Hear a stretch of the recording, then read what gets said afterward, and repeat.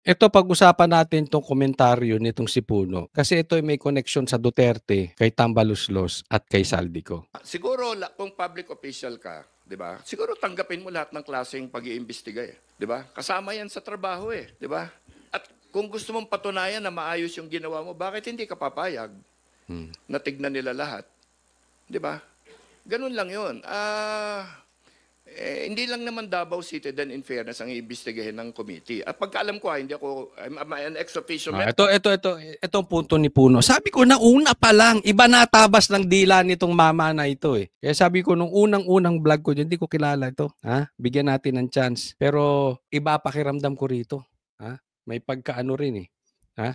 May pagkaaso. Aso ni Tamba. Tingnan mo ngayon. May problema sa flood control. Ang binabanggit, huwag kayong magtambo, kayong mga taga Davao, kayong mga Duterte, huwag kayong magtampo. Kasi talaga namang dapat iniimbestigahan lahat. At hindi naman kayo ina-isolate. Lahat naman iimbestigahan. So, kayong mga taga Davao, kayong Duterte, huwag kayong magtampo. Ganon? Eh bakit Duterte lang ang binabanggit mo? Di ba?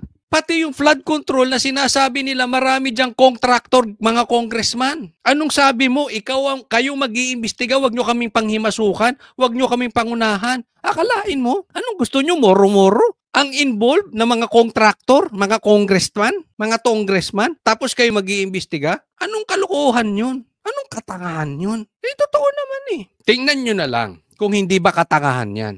Hindi nyo nga binabanggit eh. Lumabas na yung kalokohan ng mga congressman. Duterte pa rin ang binabanggit ninyo. Hindi nyo mabanggit si Saldico. Hinahanap na ng taong bayan, asan si Saldico? Hinahanap na ng taong bayan, asan si Tambaluslos? Hindi na lumalabas. They are the one indirectly. Di umano na connected. Kapatid nila, sila, mga congressman, yung iba hindi po lahat, mga kontraktor. Sila may-ari ng mga construction business na mayroong proyektong flood control. Tapos hindi nyo binabanggit. Tapos gusto nyo paniwalain kami na kayo dapat mag-imbestiga kasi kayo fair. At ang binabanggit nyo, Duterte, talagang anong tingin nyo sa taong bayan? Kalokohan? Anong tingin nyo sa taong bayan? Tanga? Naglolokohan ba tayo? Para kayong yung Senate, may Blue Ribbon Committee, gusto magtayo ng independent na mag-iimbestiga. Sila, si Lacson, si Kiko, si Tito Soto. Lukuhan ba yun? Bakit hindi nyo mabanggit si Tambaluslos? Siya ang leader eh. Dapat nga, by now, may statement na si Tambaluslos. Anyone involved under me, tatanggalin ko. Wala. Kayo dyan, oh. Naku, pambihira. Yung mga involved, wala. Kayo, teka muna ha. Kayo wala na kayong gagawin kung hindi nyo i-connecta sa Duterte. Wala na kayong tamang gawin. Sasali ako siguro. Pero as of now, ang alam ko marami silang areas na iimbestigahan. Hindi lang yan. Pati yung pinuntahan ni Presidente sa Baguio, sa Mountain Province. Baguio, sige. Imbestigahan nyo rin si Magalong.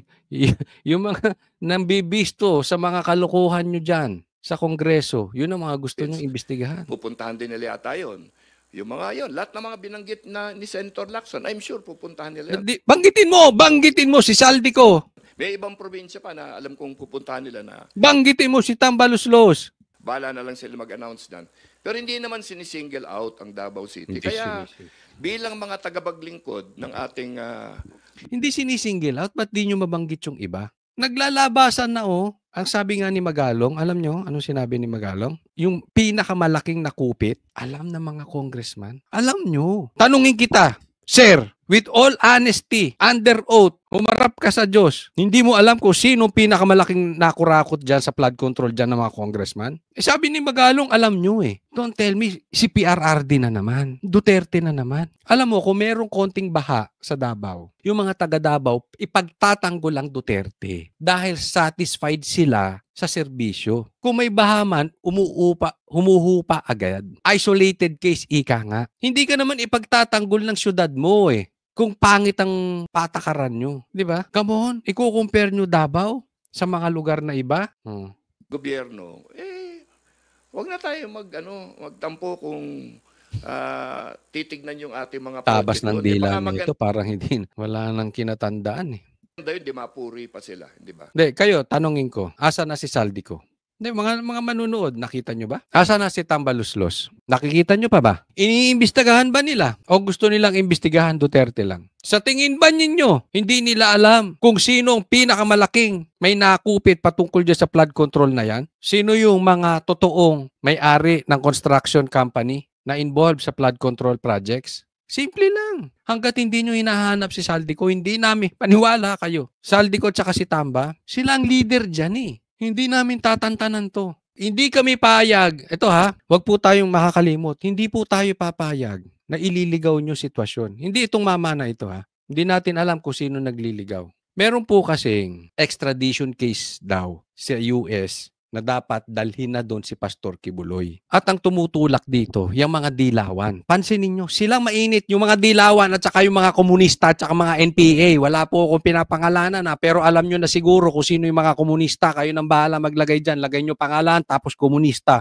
Pangalan, tas NPA. Pero may mga dilawan na nagsasalita, dapat si Pastor Kibuloy dalhin extradition sa US. Pinagpilit, itatakip na naman ang Duterte at Pastor Kibuloy sa baho na ginawa ninyo Congress. Hindi ko nilalahat. May mga matitinong congressman. Pero karamihan sa inyo dyan, baboy, buhaya. Tapos idadamay nyo si Pastor. Tapos idadamay nyo mga Duterte. Mga wala kayong yagbols eh. Isipin nyo, kagagawan ninyo, papasa nyo sa iba. Kayo ang kumain ng marami dyan sa hayat eh. Kayo nagpasasa eh. Kayo nagbibili ng kung ano-ano eh. Tapos kasalanan ni Pastor. Kasalanan ni Duterte. Alam nyo yung extradition ni Pastor? Sabihin ko na sa inyo, diretsahan tayo mga dilawan. Eto ha, sabihin ko sa inyo, yung extradition ni Pastor, gusto niya yun. Extradition ha, hindi rendition. Magkaiba po yun. Yung extradition, yung legal na ipapadala si Pastor sa Amerika para harapin yung mga kaso niya. Sige, go ahead. Make my day. Make our day. Gusto po ni Pastor yun. Bakit? Ang US patas. Pangalawa, mahina ang kaso doon. Kaya nga na-dismiss na karamihan eh. Ang dami na pong na-dismiss na kaso doon. So kayo, sige, mga dilawan, mga komunista, mga NPA, sige, i-extradition nyo si Pastor doon. Gusto niya yun. Iba po ang rendition. Ang rendition po, kidnapping. Delikado yun. Yung ginawa kay PRRD. Yun ang rendition. Hindi dumaan sa proseso. Hindi dumaan sa korte ng Pilipinas. Pwede ka nang bitbitin doon. Sa eroplano sabihin, inatake ka sa puso. Patay. Wala ka nang magagawa dun. Bakit? Walang record. Hindi dumaan sa proseso ng Pilipinas.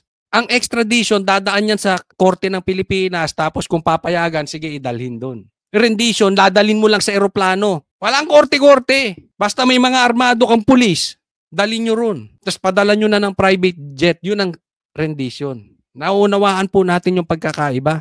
Sige, tuloy nyo. Gusto ni Pastor yun. Ang hina ng kaso. Mahina. Kahit naman yung sa Pilipinas, mahina yung kaso eh. Alam mo kung bakit galit ang mga NPA at mga komunista kay Pastor? Same thing with Sara. Kasi yung dalawang tao na yan. Even naman si PRRD. Pero itong dalawang tao na ito, ayaw talaga ng komunista. Ayaw ng NPA. Kaya ang nagagalit ngayon kay BP Sara at kay Pastor Kibuloy, mga NPA, mga komunista. Yan ang totoo. Okay? Alam nyo na.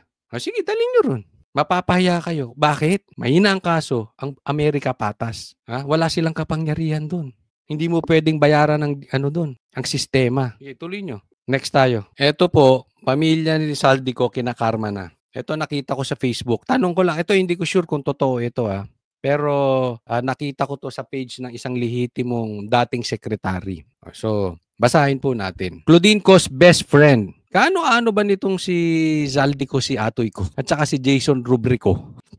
Pag ko talaga apelyido mo ngayon, para hindi ko sinasabing totoo pero ang dating ngayon, pag ang apelyido mo ko, parang magnanakaw ang dating. Hindi ko sinasabing totoo, pero parang ganun ang naging imahe.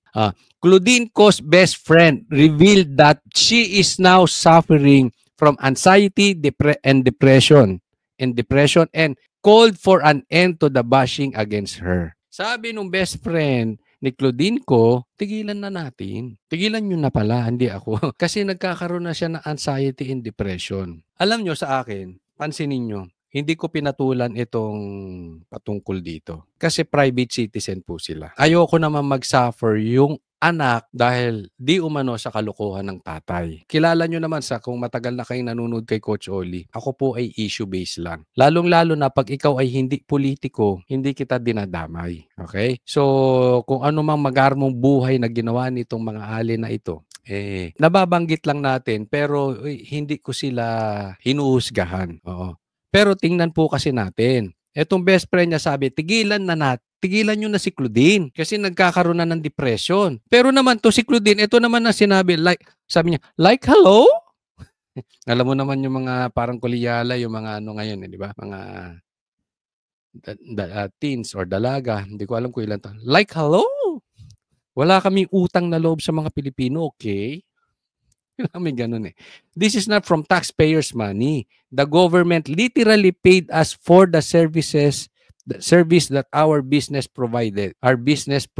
Gets? Claudine, ikaw best friend, paano hindi titigilan? Yung best friend mo, gumanyan pa siya rin nagmimitsa Una, nag-flaunt ng yaman. Saan ka nakakita ng kakain lang? 700,000. Pambira. Samantalang ang daming binabaha. Ang daming nagugutom. Kontraktor yung parents nyo. Kontraktor yung tatay. Kontraktor yung tiyuhin. Kung hindi ako nagkakamali, pamangkin to Pati naman yung tatay, kontraktor di umano Di ba? Ang daming binabaha. Tapos magyayabang kayo ng ganun. Hindi ko binabanatang nga kasi private citizen. Pero sasagot pa ng ganito. Gets? Hello? Hello? Binaha nga Ghost project nga Bawal nga. Dahil may posisyon sa government, paano magiging kontraktor? Hindi nyo ba nagigets? Yung maging kontraktor ka man mismo ng proyekto ng gobyerno, it's a crime in itself. Bawal po yun. Paano hindi ibabash yan? Sana tumigil na siya ng ganitong mga salita. Diba? Kung maapektuhan, paano? Tsaka sana be sensitive. Alam mo, tama yung sinabi ni Vico Soto Dapat hindi maging normal. Etong medyo turn off ako sa mga vloggers. Okay? Wala po tayong pinapatamahan, pero sana we level up. May mga vloggers kasi na content na nila yung nagyayabang sila. Naniyayabang sila na madami silang pera. Ang babaw, no? Diba? Parang yun na yun. Dahil marami kang pera. Yung ordinaryong vlogger nga na hindi naman politiko, para sa akin ang pangit ng tingnan. Ba't may pagyayabang yung yaman mo? But anyway, wag na natin pakialaman. Ordinary citizen naman sila. Pero all the more, yung politiko ka, or lahi kayo ng mga politiko, or tatay mo or tito mo politiko, tapos magyayabang kayo, tapos contractor, tapos may baha, pambihira ho. Asan ang puso ninyo? Parang sinasabi nyo, di bale, malunod kayo dyan. Kagating kayo ng mga daga, magkasakit kayo dyan, mamatay kayo dyan, yung mga anak nyo mamatay, malunod. Basta kami, andito sa first class hotel, kumakain at mamahalin. Be sensitive naman. Yun lang, be sensitive.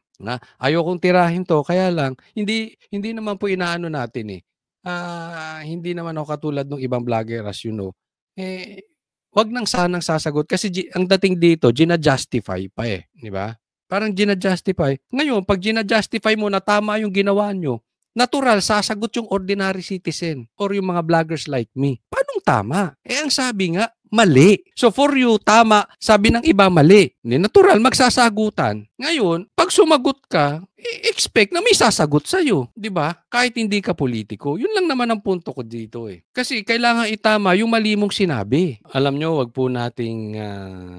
Ito, suggestion ko lang Huwag po nating pagyabang yung ating mga yaman. Hindi ba yung simpleng pero yung sobra-sobra na. Tapos yun ang content, tapos yun ang pinagyayabang mo. Sa lahat, hindi lang po ito sa mga ko. Maging sensitive din tayo dun sa ating mga kababayan na medyo dumadanas din ng Yun lang naman sa akin, dumadanas ng kahirapan. And doon sa mga politiko, hindi ito kay Saldi ko pangkalahatan. Mag-iingat po tayo dahil halimbawa ikaw ay isang politiko, malaki nga kinikita mo. Pero galing sa nakaw. Kaya mo bang konsensyahin na ang daming nagugutom para may pambili ka lang na magandang payong na nasa magandang sasakyan? Diba? Kaya ng konsensya mo yun? Kung galing sa nakaw. Tapos, anong itinuturo mo sa next generation? Anong ituturo mo sa mga anak mo? Di mang isa rin. Di mang gulang din. Di magnakaw din. Para maituloy nila yung kanilang lifestyle. Basta angat kami sa inyong mga Pilipino. Angat kami, okay? Kayo diyan lang kayo sa ilalim. Ganyan ang matututunan ng next generation. Magnanakaw din yan. Walang matututunang tama yan.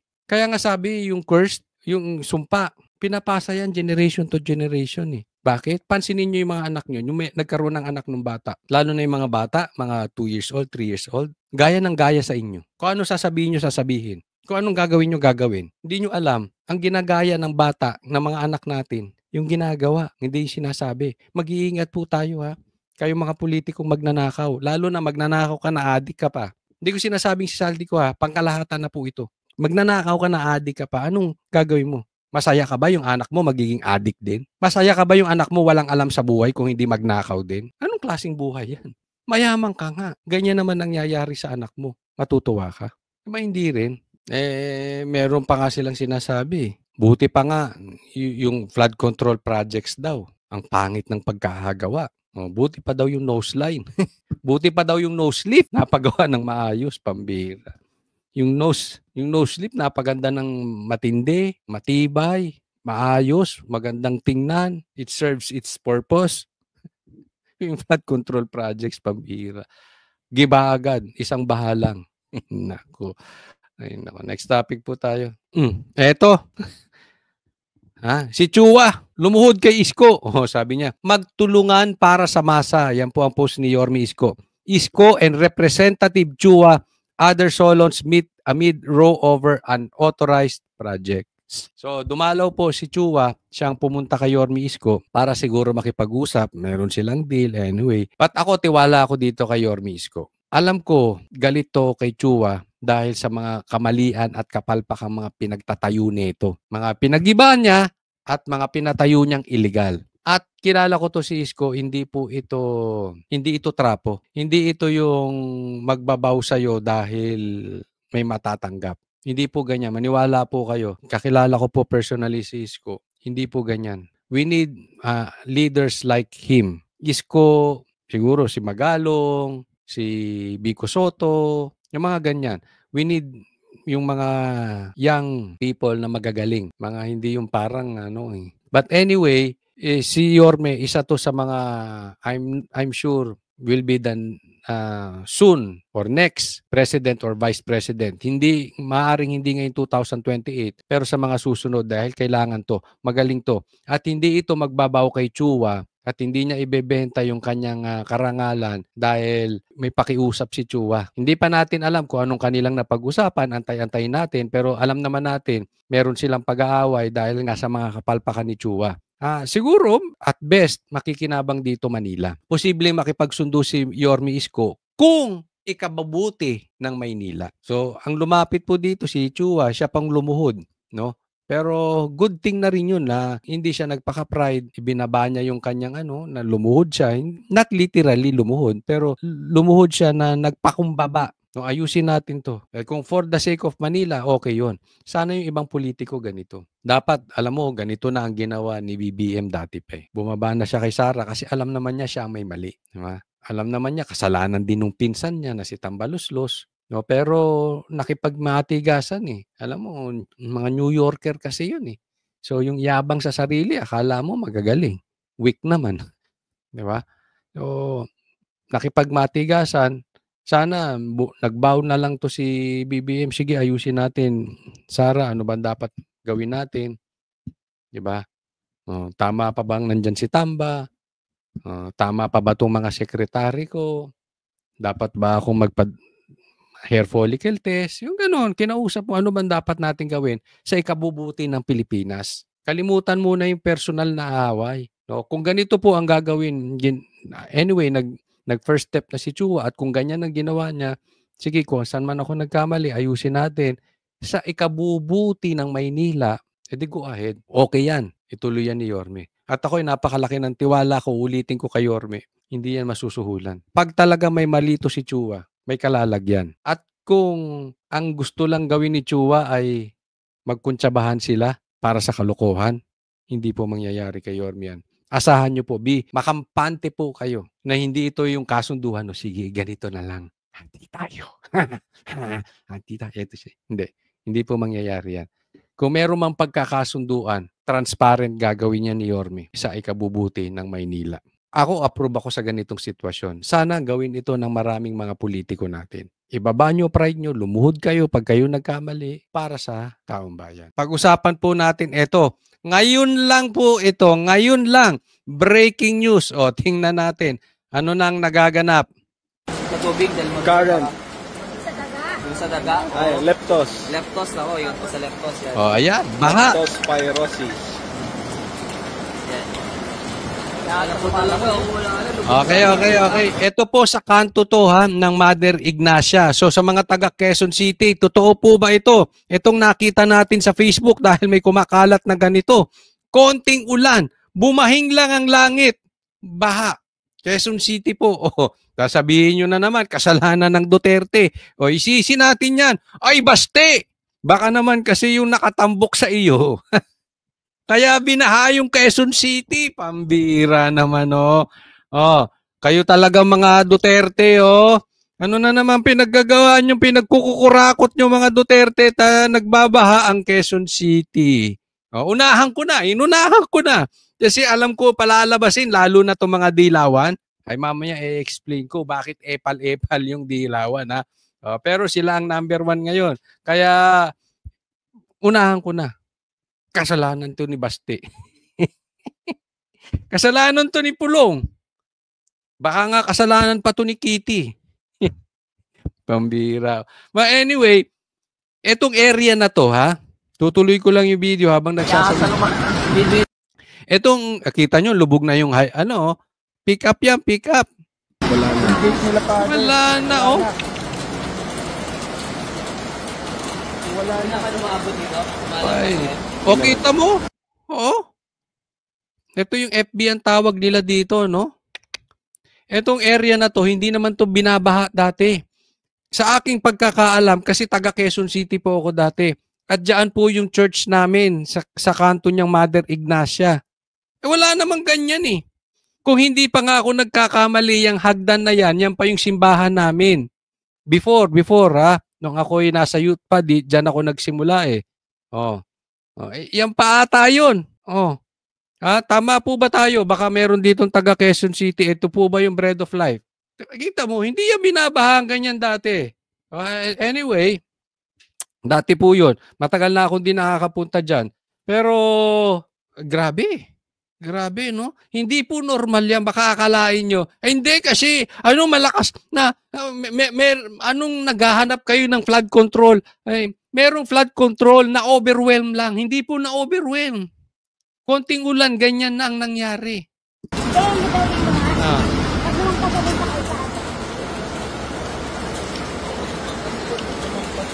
Oo nga, parang yung sa labahan. Yung pick up wala na po. Wala na talaga.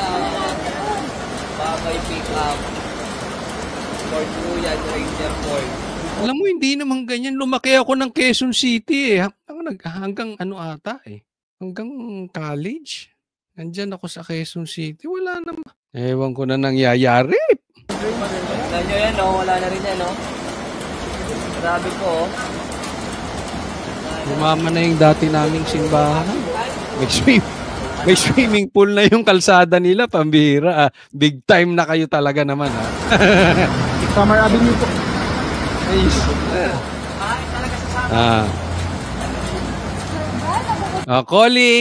Calling, Saldi ko. Asan na you? Where na you? Dito na mi. Asan na you? Tambaluslos. Sana meron pang makain yung mga pamangkin mo sa Hyatt Hotel at yung mga anak mo.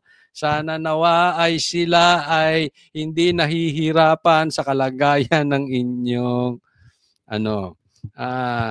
nakakain. Kayo'y magpatuloy magpasasa sa inyong mga nakuha na pagpapala sa inyong pagkakaupo bilang party list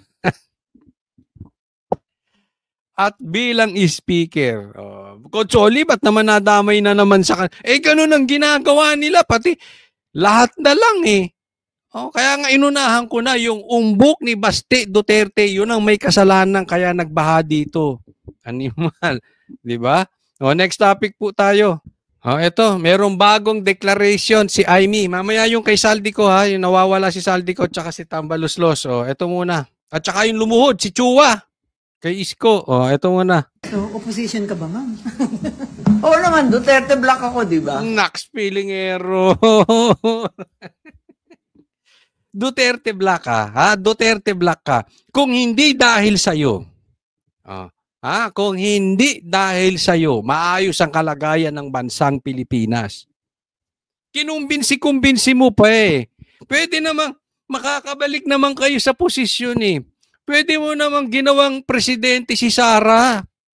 Kaya hindi ko mapatawad tong alin na ito eh. Hindi, alam mo, hindi tayo mapaghusga ng tao, okay? Hindi ibig sabihin na hindi ko siya mapatawad. Hindi, dapat lahat ng tao, pag humihingi ng tawad, patawarin natin. Pero yung ginawa nitong alin na ito, hindi talaga kasi, hindi naman una hindi humihingi ng tawad. Hindi naman niya sinisisi yung kanyang kapatid. Di ba? Kasalanan nito si Amy. Pwede niya namang ibalik yung kanilang pamilya. Presidente pa rin si Sara. Vice President si Bongbong. Kung ganun, sana maayos. Pakinggan natin. Duterte Black daw siya, kaya opposition. Ako yung Marcos na Duterte, hindi ko maintindihan. Marami akong apelyido ngayon. Paano? Buwera lang Malibing ka? Romualdez muna, ha? Yun. Meron ba, may Okay. Ma'am, Nagpaumanin na muna ako sa nanay ko. Yan. Kinahihiya na ni Amy yung kanyang yung kanyang apelyidong Romualdez. Alam mo yung pinupunto ko sa inyo, ha? Eto yon. Ikaw, babaita ka. Kung hindi mo sana kinumbin si Sara na mag-vice president, president na siya noon. Iniisip mo kasi yung sarili mo eh. Kasalanan nyo rin. President siya, pwede mong ibalik yung pamilya mo, vice president si Marcos. Ngayon kung vice president lang yung kapatid mo, kahit adik siya, di umano. Walang issue. Bakit? Ang magdidesisyon pa rin si Sara.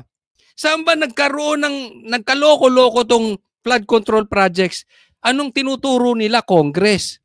Sino ang hari sa Congress? At anong sinasabi ng best friend mo na dinidikitan mo na para kang julalay na si BP Sara? Ang may hawak ng pera ng Congress si Tambaluslos at saka si Saldico. Kung hindi mo pinilit at presidente si BP Sara, okay. Hindi magiging, sino ba yan si Sino ba yan si speaker? Sino ba yan si Tamba? Wala naman yan eh. Imaginein mo, maayos sana ang Pilipinas eh. Ginulo mo eh. Pumasok-pasok ka eh. Tapos ngayon, Duterte Black. Maayos naman ng Duterte bago kayo magdatingan. Totoo lang. Real talk po, wag po magagalit ha. Yung mga bagong dating. Maayos naman ng Duterte bago kayo nagsidatingan eh. I'm not blaming anyone pero ito biniblame ko talaga. Kaya yung nangyari ngayon, lahat ng ginagawa ni Tambaluslos, kayo dapat ang mga sisihin. Kayong naglukluk dyan eh. Malulukluk ba yan si Tambaluslos kung hindi sa kapatid mo? Ngayon kinahihiya mo Romualdez. Di ba? Matuto na kayo ha. Sa ating mga botante, please lang matuto tayo. Kailangan mag-isip po tayo. Wag lang apelyido. Dahil 6 na taon nating pinagdudusahan, ang daming namatay dahil sa baha. Bakit? Dahil nagkamali kayo ng binoto. Mag-iingat po tayo. Ulitin ko, hindi ko po kayo sinisisi. Tayo nagpapaalala lang para yung mali ay hindi pa ulit-ulit ginagawa.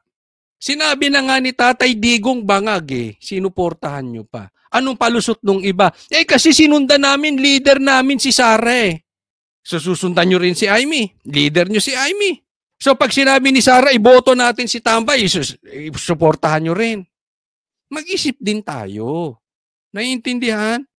Kaya nga pati si BP Sara nag-a-apologize eh. Pati nga sa KOJC, kasi yung nangyari sa KOJC, nagpunta siya ron, nag-apologize siya. Hindi sana mangyayari kung hindi niya kinampanya si Bongbong Marcos. So wag lang tayo basta sinabi ni BP Sara. Isipin nating mabuti. Di ba? Mag-isip tayo. Sinabi din naman nung tatay nabangag si Bongbong Marcos. Bakit nyo piniling sundin si Sara at sinuway nyo si PRRD? Tama or tama-tama? Ulit hindi po tayo nagsisisi. Love po tayo dito sa channel na ito. Ayaw lang natin maulit muli yung pagkakamali.